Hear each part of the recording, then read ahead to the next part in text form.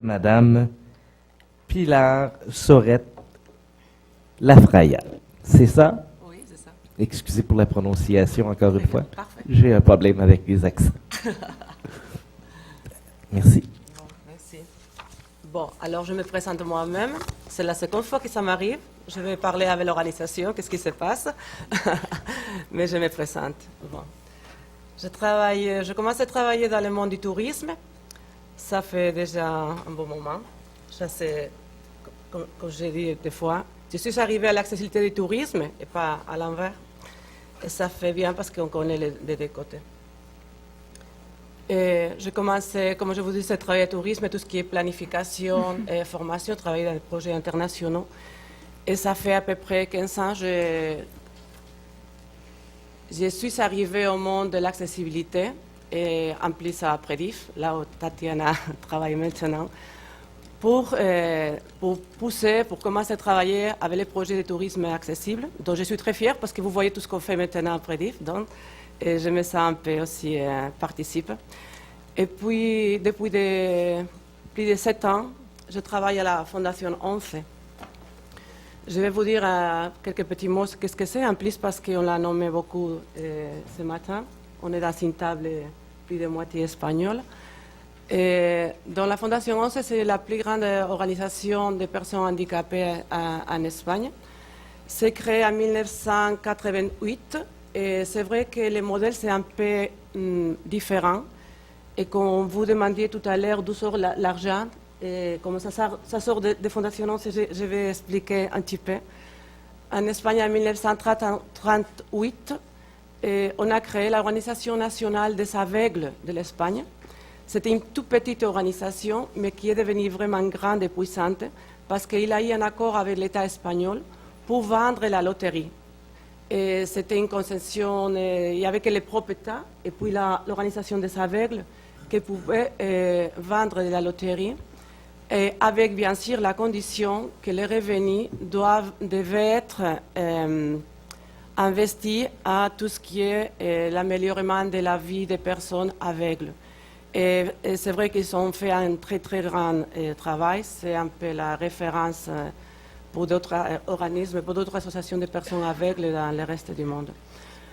En 1988, comme je vous disais, la ONCE a décidé de faire la Fondation ONCE et avec une partie, un pourcentage de tout ce qui avait comme revenu pour la vente de cette loterie, aller dans la fondation qui a un but principal, que c'est de travailler pour les personnes, améliorer la vie des personnes handicapées, autres les personnes aveugles, et avec 2 lignes de travail.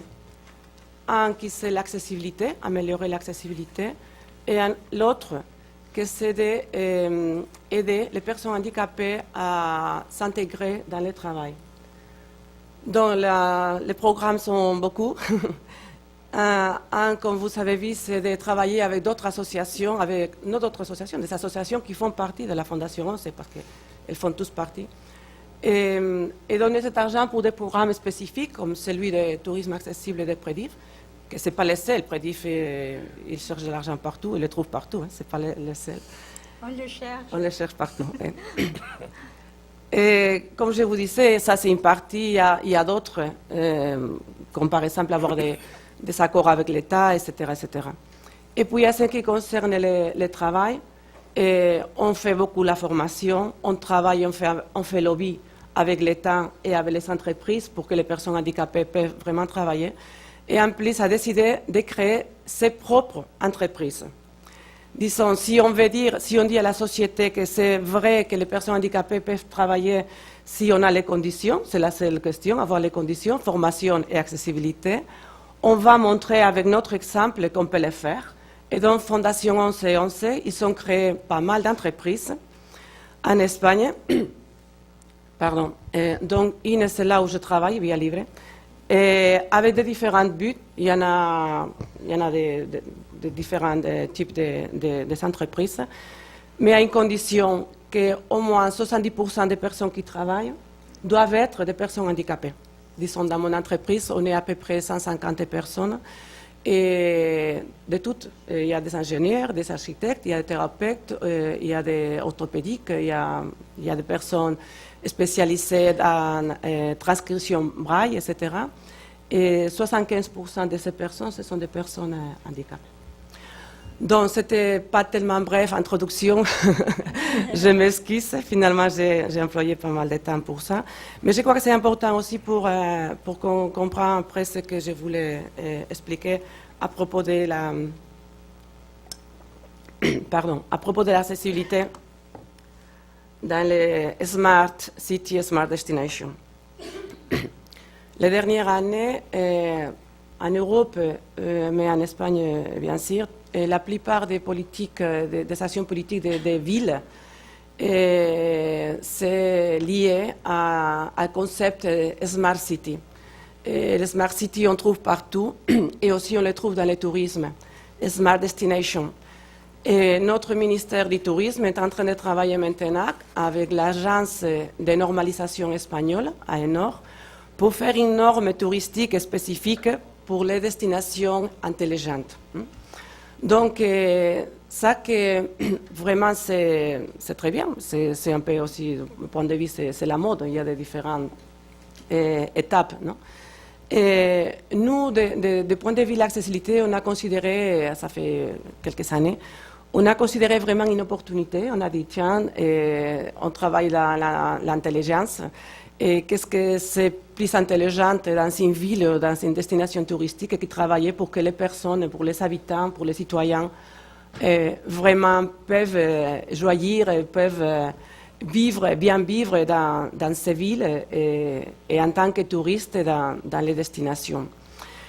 Et on a vraiment cru que l'accessibilité, c'était quelque chose que tous les participants dans les Smart Cities et dans les réseaux qu'il y a des villes intelligentes, c'était quelque chose qui allait vraiment prendre en compte. Là, j'ai pris, il y en a plusieurs, pardon, j'ai vraiment mal à la roche, c'est sûr. Il y a plusieurs définitions, j'ai pris celle-ci une étude, justement on a fait cette année, de l'Union européenne. Et à propos de la Smart City, c'est quelque chose comme que vraiment c'est une ville qui cherche à résoudre, disons, à avoir les solutions pour la vie de ses habitants en tenant compte notamment de tout ce qui est nouvelles technologies et bien sûr en tenant compte de la participation de tous les citoyens. Voilà. Les villes intelligentes ont plusieurs aires de travail, et dans le gouvernement, les citoyens, l'efficience énergétique, ça c'est un peu compliqué pour faire des langues en même temps, au moins pour moi, et la durabilité, la habitabilité, l'économie, etc. Et quand on a commencé à avoir des réunions avec des représentants ou avec des différents responsables des villes intelligentes et aussi de tout ce qui est destination intelligente, parce que là, sur les papiers, et sur l'écran dans ce cas, on cherchait accessibilité, on l'a trouvé quelque part, je crois que c'était justement mobilité, il y avait quelques références à l'accessibilité, et aussi à tout ce qui est citoyen. Mais après, on ne trouvait pas vraiment des programmes ou des actions concrètes qui tenaient compte de l'accessibilité. La plupart des projets avaient à voir avec des nouvelles technologies qui avaient à voir avec l'énergie, notamment avec l'efficience énergétique et avec tout ce qui est moyen environnemental. Donc, on a essayé depuis les 2 dernières années de la Fondation 11, et en concret de la Direction générale d'accessibilité de Fondation 11, on fait un travail, on fait un peu lobby pour dire aux destinations et pour dire aux villes, n'oubliez pas que l'accessibilité c'est la base pour que tout le monde, et bien sûr qu'une personne n'est plus d'autre, mais que tout le monde peut vraiment bouger, vivre, faire du tourisme, etc. Donc n'oubliez pas d'ajouter la partie humaine dans tout ce qui est les villes intelligentes. Et comme je vous disais, on travaille avec les différents projets. On essaye de dire aux villes, quand vous allez des projets qui ont à voir avec les nouvelles technologies, qui sont dans le cadre de la ville intelligente, n'oubliez pas de mettre tout ce qui est accessibilité, parce que c'est vrai que nous, d'après ce qu'on a vu, ce n'est pas y compris. Ça fait quelques années, quand on a parlé des barrières, de tout ce qui est l'accessibilité, notamment, on parlait de tout ce qui est accessibilité, des barrières à l'architecture, l'environnement. On parlait beaucoup et on continue à parler de tout ce qui est l'attitude, les questions sociologiques, psychologiques, etc.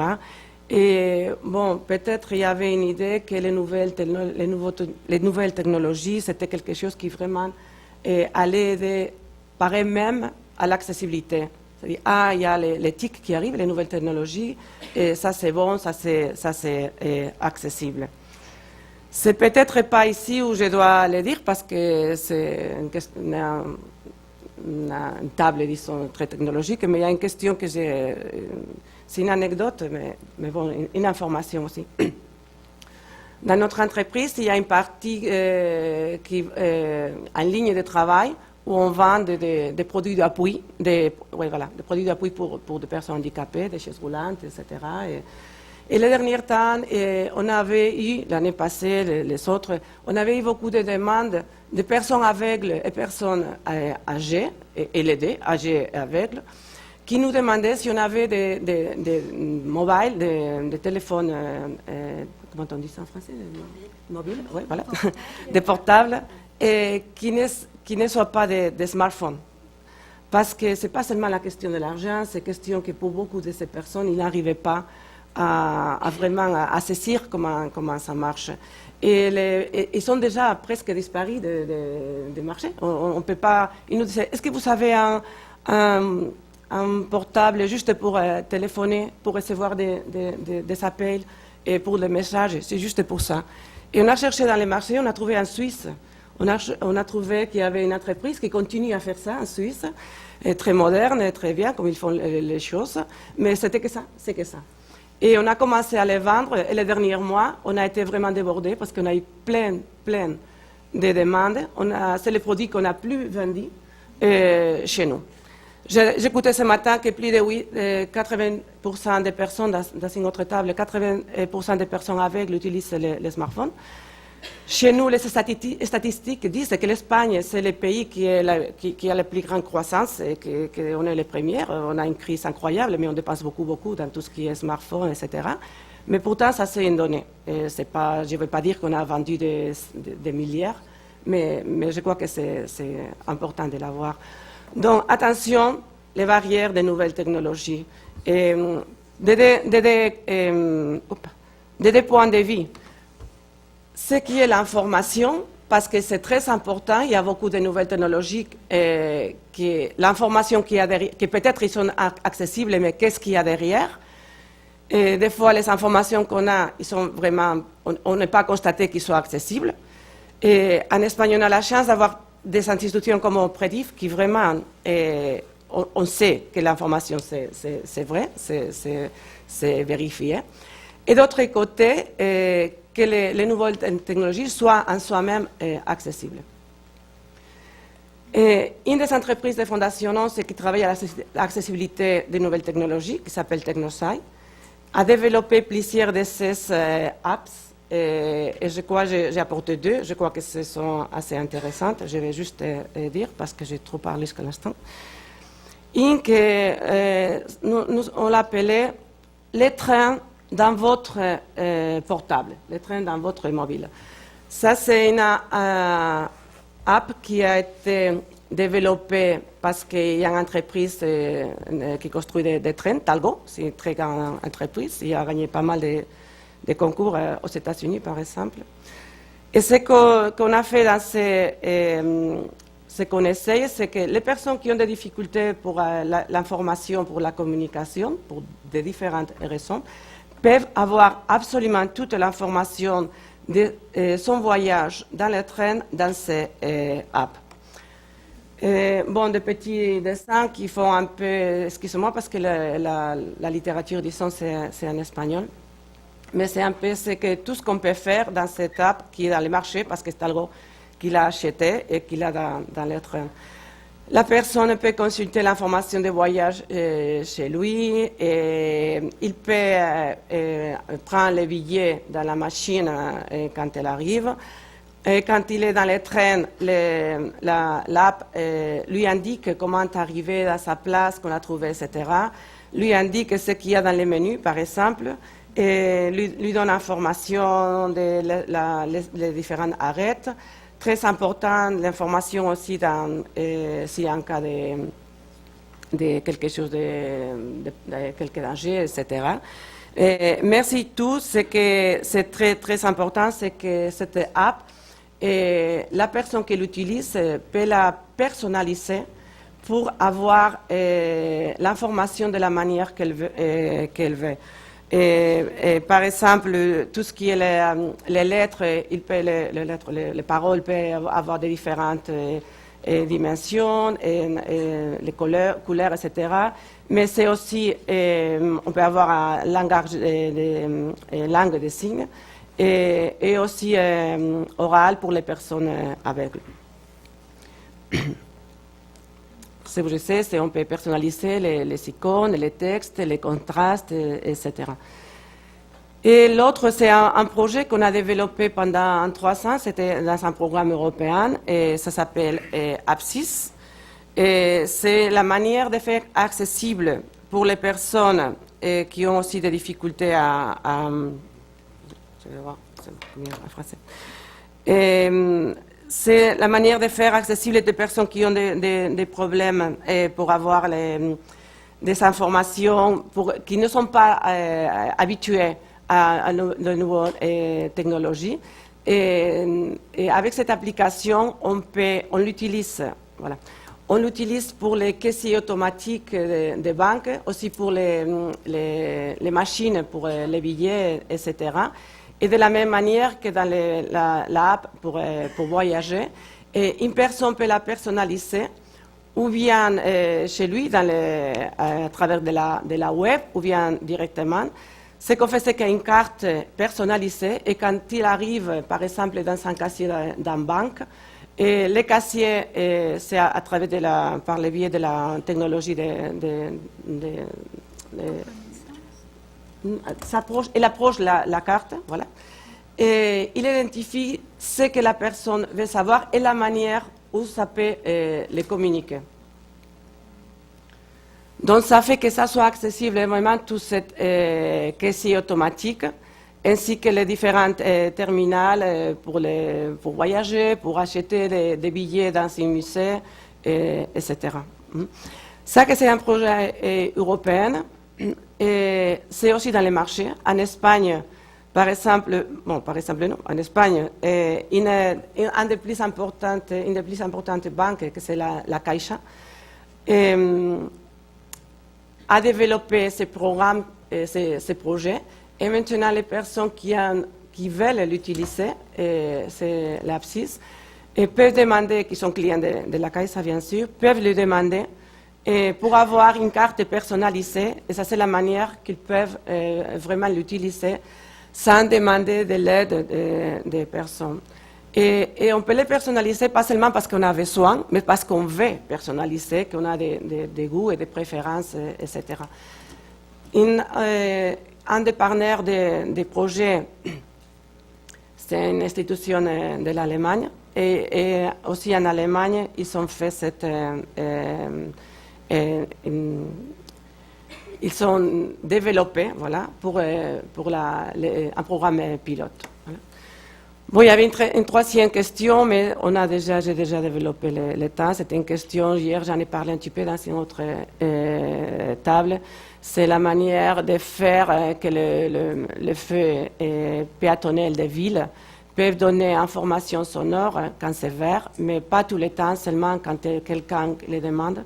Et ça, on peut le faire jusqu'à un moment. Ça, en Espagne, on l'a développé depuis très longtemps, depuis une vingtaine d'années à peu près. Et les 2 dernières années, avant, il fallait un petit truc comme ça pour que toutes les personnes aveugles avec eux sur son sac, sur leur sac. Et depuis des années, on peut le faire aussi dans une app dans les smartphones. Ça, c'est plus facile parce qu'il ne faut pas avoir ça et on peut voyager d'une ville dans l'autre. Et on peut faire que le fait quand quelqu'un s'approche, il y en a besoin, quand le feu sévère, il y a la sonnerie. C'est une manière que le reste du temps, ça ne sonne pas et les habitants, en général, sont beaucoup plus contents. Okay? Bon, merci beaucoup de votre attention et s'il y a quelques questions, je suis enchantée de répondre. Merci.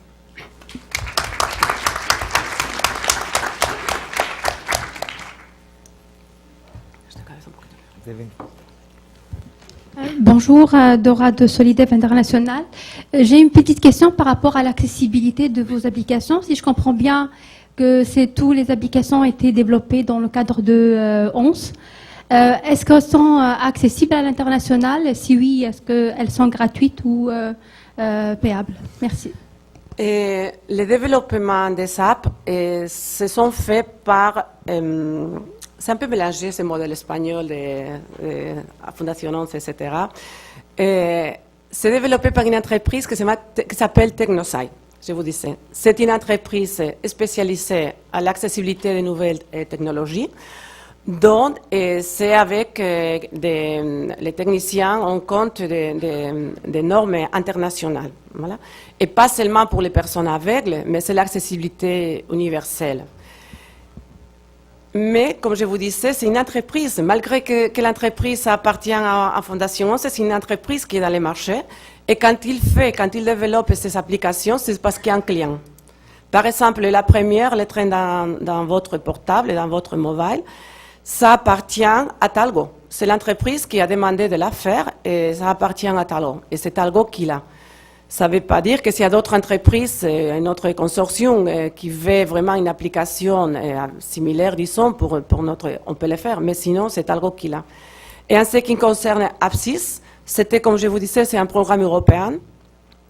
Et on a développé, disons, la base. Et à partir de là, dans le cas de l'Espagne, la Caixa, que c'est une banque, a développé ça, a payé pour le développement, a payé à l'entreprise TechnoSite. Et c'est une application que la Caixa donne aux clients de la Caixa.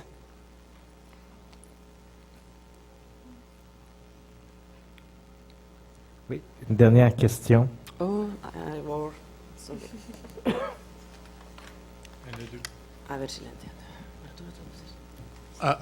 Vous avez fait référence à TechnoSite.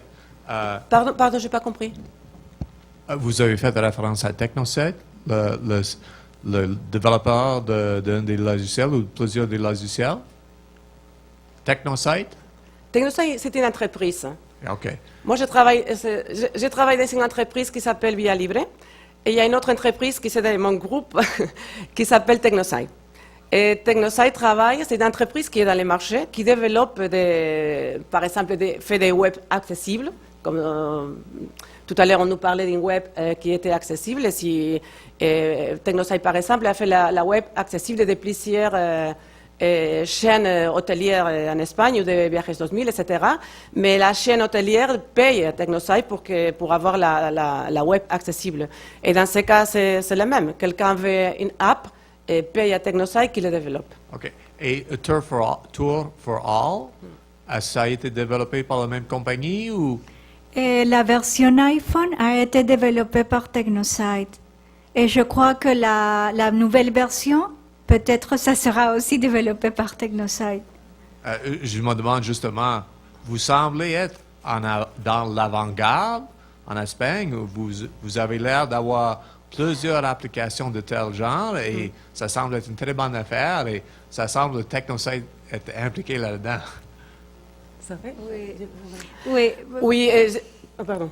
Non, TechnoSite, à part d'être une entreprise de Fondation 11, la plupart des personnes qui travaillent à TechnoSite sont des personnes handicapées et ils sont experts en nouvelles technologies.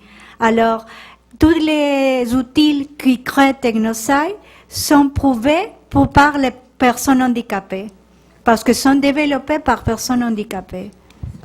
Et moi, je suis très content de vous rendre compte qu'on est à l'avant-garde en Espagne. Moi, je ne voulais pas le dire, mais je suis d'accord. Merci. Dernière question, c'est Thank you. Thank you for your presentations. I'd just like to reinforce they are pioneers, and if you think it's a bit complicated to understand the business arrangements, yes, there are a whole network of organizations in Spain working together, but you might just think of it like an onion. You just peel off one and there's another one underneath and another one underneath. Anyway, a Spanish onion, correct. But I'd just like to point out, I just got a bit of news while I was sitting here that Native Hotels, that we heard about the first presentation, is nominated in the five finalists of the World Responsible Tourism Awards at the World Travel Market in London in November. So I'd like to congratulate Native on that. And I think that's a message also for the rest of the panel and for anybody here, that we have to keep pushing this agenda and pointing out to the mainstream tourism businesses that we're here and we've got some tools that they should be using. So thank you for sharing that with us, and let's take this message out to everyone we know in the tourism industry. Merci.